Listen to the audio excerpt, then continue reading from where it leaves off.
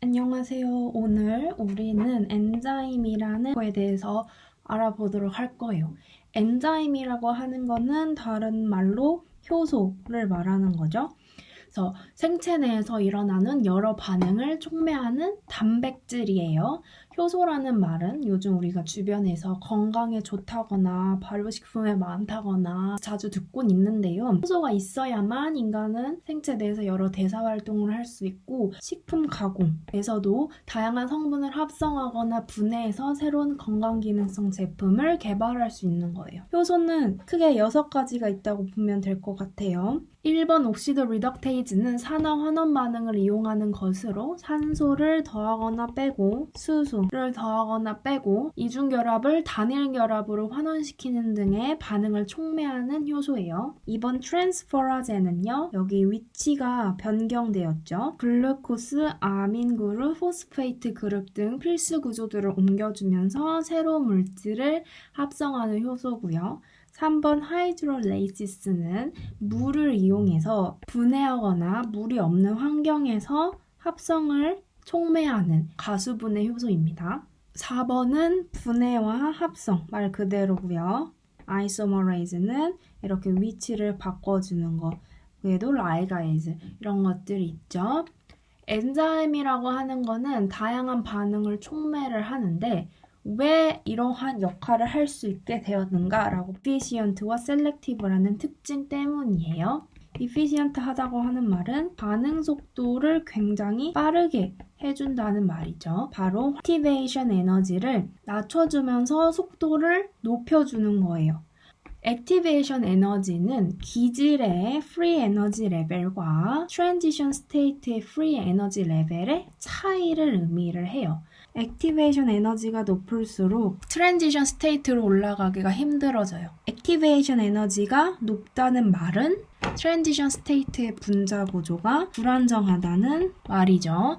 액티베이션 에너지를 극복하지 못하고 트랜지션 스테이트에 못 가게 된다면 프로덕트를 만들 수 없어요. 트랜지션 스테이트의 구조를 안정화시키고 액티베이션 에너지를 낮춰주면 프로덕트를 만들어지가 수월해지면서 반응 속도도 빨라지게 되는 거죠. 두 번, 셀렉티브 하다는 말은 효소는 특정 기질에만 반응을 한다는 뜻이에요. 효소를 이용하면 타겟인 기질만이 반응에 참여하게 되고 만들고자 한 프로덕트 위에는 검출이 안 될 정도로 셀렉티비티가 높아서 프로덕트의 순도를 높일 수 있어요. 그렇다면 이러한 특징을 어떻게 가지고 있느냐, 그리고 반응이 일어나는 순서는 무엇인가를 생각해 볼게요. 이런 특징을 가질 수 있는 것은 효소 반응을 리드하는, 즉 효소를 구성하고 있는 아미노산 잔기들과 프로스테틱 그룹, 코팩터 등의 안정화 역할과 화학 반응을 일으킬 수 있는 전자 친화도의 차이라고 볼 수 있고, 반응이 일어나는 순서는 전자의 이동 순서다라고 볼 수 있겠죠. 효소가 이런 특징을 가지고 있지만 지금 너무 많아서 합성할 필요가 없는 성분을 효소가 눈치 없이 계속 만들면 에너지 낭비가 되겠죠. 효소 반응 속도는 공 모양을 띠고 있는데요. pH가 6일 때 가장 액티베이션 속도가 높다고 보여지네요. pH는 H+의 농도를 말하죠. H+의 농도가 높아지면 pH는 낮아지고요. H+ 농도가 낮아지면 pH는 높아지는 거예요. 즉, 효소는 이 pH에 따라서 반응 속도가 변한다. 왜 6일 때 가장 높으냐를 볼게요. 시스테인과 히스티딘은 애시드 역할과 베이스 역할을 할 수 있는 거죠. 그런데 지금 프로토나이즈드 되어 있으니까, 즉 H+가 다 붙어있기 때문에 프로톤을 줄 수 있는 역할을 할 수 있겠죠. pH가 높을 때 프로톤을 잃어버렸으니까 프리 엘렉트론 페어가 있고 시스테인은 마이너스 차지를 띠고 있네요. pH가 중간 상태라면 왔다 갔다 하는 상태가 될 수 있어요. 즉 활성이 높아지는 거죠. 여러 방향으로의 반응이 진행될 수 있는 상태가 되는 거예요. pH가 너무 한쪽 방향으로만 쏠려 있으면 애시드 베이스 역할 역할을 할 수 있는 아미노산 장기들이 한 가지 방향으로의 역할만을 할 수밖에 없어서 반응 속도가 느려지게 되는 거예요.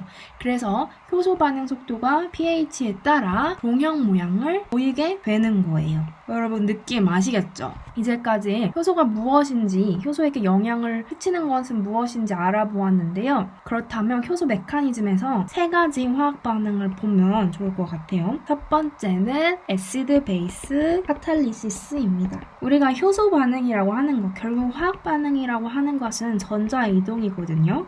그런데 누가 전자를 주고 누가 전자를 가져가느냐, 어떤 형태로 가느냐, 어떤 순서로 가느냐. 애시드 베이스 카탈리시스는 간단하게 말해서 전자가 H 플러스의 형태로 이동을 하는 거예요.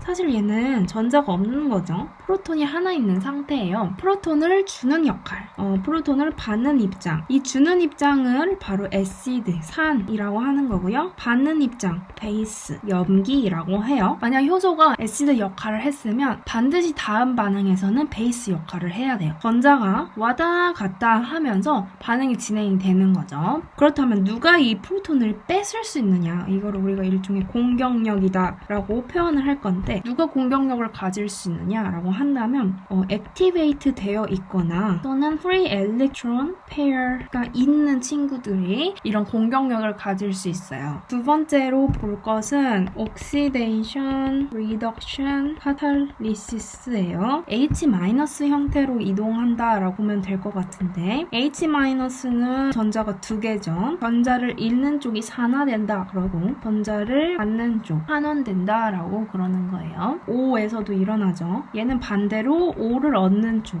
얘는 O를 잃는 쪽이고요. 금속 이온에서도 일어나요. 플러스 3에서 플러스 4로 가면 전자를 한 개 잃은 거죠. 얘는 전자를 얻은 거겠죠. 반번은 코베일런트 칼리시스입니다. 코베일런트 본딩, 공유 결합이죠. 그 전자가 왔다 갔다 하면은 이 공유 결합을 깼다가 만들었다가 그래요. 반응이 일어나기 전에 ES 컴플렉스 같은 것도 만들어지고요. 반응이 진행될 수 있는 거잖아요. 그래서 산염기 반응과 산화 환원 반응과 전자 이동을 통해 공유 결합이 생겼다 없어졌다를 반복을 하는 거예요. 이 세 가지 꼭 기억하면서 앞으로 효소 반응을 공부해 봅시다. 느낌 아시겠죠, 여러분?